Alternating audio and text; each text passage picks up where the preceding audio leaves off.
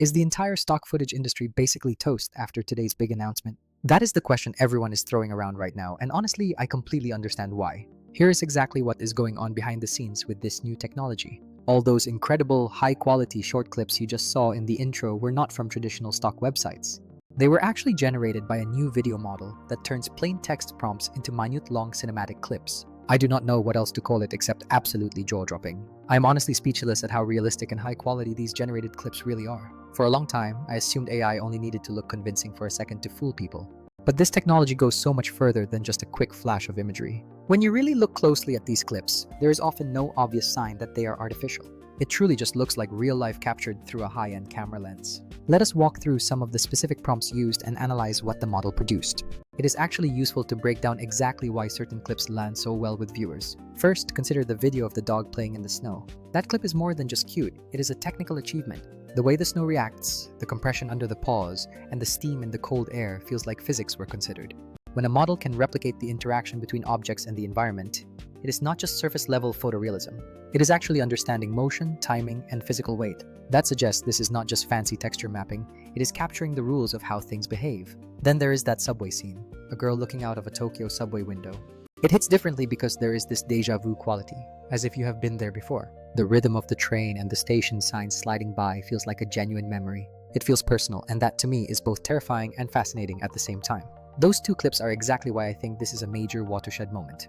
It is not just about making a pretty background for a website header anymore. It is about being able to recreate scenes that carry real emotional or sensory weight. For creators and storytellers, that opens up a ton of possibilities. However, for the traditional stock footage business model, it is going to be incredibly disruptive. So where does that leave creative professionals like us? If a text prompt can generate high-quality footage, the barriers to getting B-roll drop massively. You do not need to rent a location, hire a crew, or dig through expensive libraries anymore. You can simply dream up the exact vibe you need and let the model produce it instantly. For YouTubers and social creators, that feels like a powerful new superpower. But here is the nuance, and this is where Vizard comes into the conversation naturally. Generative models are incredible at creating raw footage, but they do not solve the messy daily grind. You still need to find the moments that resonate, turn long-form recordings into viral clips, and manage distribution.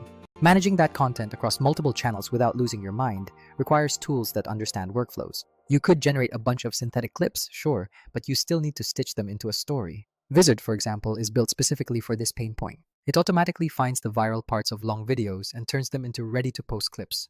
Then it can auto-schedule those clips across your socials based on the cadence you set. That workflow is invaluable when the raw footage ecosystem is exploding with content. It lets creators be nimble, letting the AI handle the heavy lifting of editing and distribution. Don't get me wrong, generative video tech and stock footage still have their specific roles.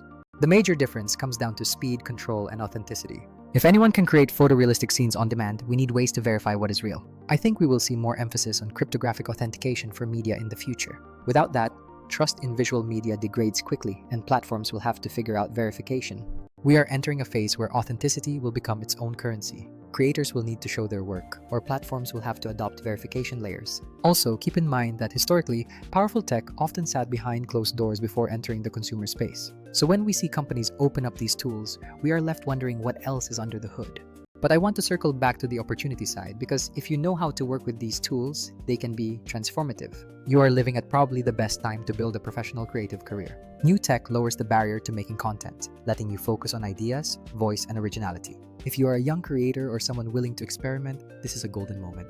What that looks like in practice is turning generated footage into attention and growth. Instead of spending hours scrubbing long footage, Vizard surfaces the high-impact cuts automatically. Then you can tweak the tone, add captions, and schedule a posting cadence easily. A lot of other tools can only do one piece of this puzzle. Vizard is specifically carved out for creators who want automation and an editorial-first approach. Use the generative models to create assets, and use a workflow-centric tool to turn them into discoverable content. I know this all sounds like a lot of change, and honestly, it is. But there is also a huge upside for those who adapt quickly. Imagine taking a notebook of ideas and turning it into a week of scheduled content in minutes. You can spend your time refining your voice and building community instead of getting bogged down. I will leave you with this. These tools give you access and leverage that previous generations only dreamed about. The ground rules are shifting, but value creation is exploding, which means opportunity for you. So, I am equal parts nervous and thrilled about where this is heading. For creators, the practical play is obvious. Learn to use generative assets paired with smart workflows. Let me know what you think in the comments, and if you are curious, I can do a step-by-step breakdown.